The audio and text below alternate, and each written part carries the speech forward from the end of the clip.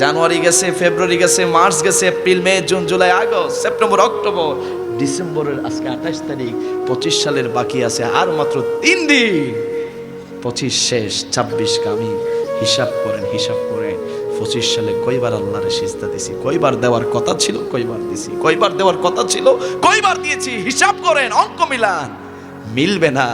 দুনিয়ার ব্যবসার টাকার হিসাব মিলে যায়, দুনিয়ার চাকরির টাকা মিলে যায়, সংসারের টাকা মিলে যায়, আল্লাহর ইবাদতের হিসাব আমি আপনি কেউ মিলাতে পারবো?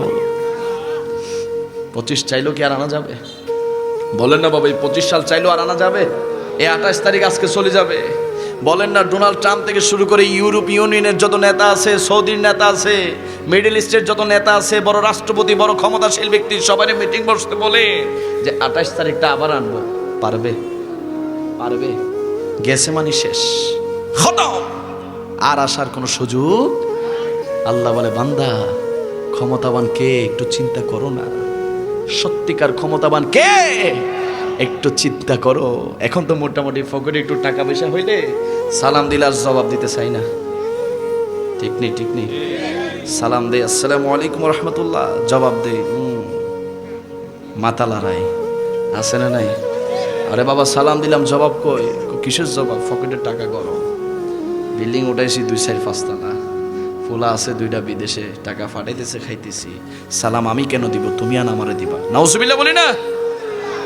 টাকার অহংকার, ক্ষমতার বাহাদুরি, বংশের বাহাদুরি, শরীরের পেশি শক্তির বাহাদুরি।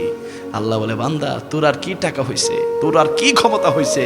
তোর চাইতে বেশি ক্ষমতা দুনিয়াতে দেখিয়েছিল ফেরাউন। আমি আল্লাহ মূর্তি বানায় রাখছি, মানুষ দেখে আর জুতা মারতে চায়, ঠিক কিনা? তোর চাইতে বেশি ক্ষমতা দেখিয়েছিল নমরুদ।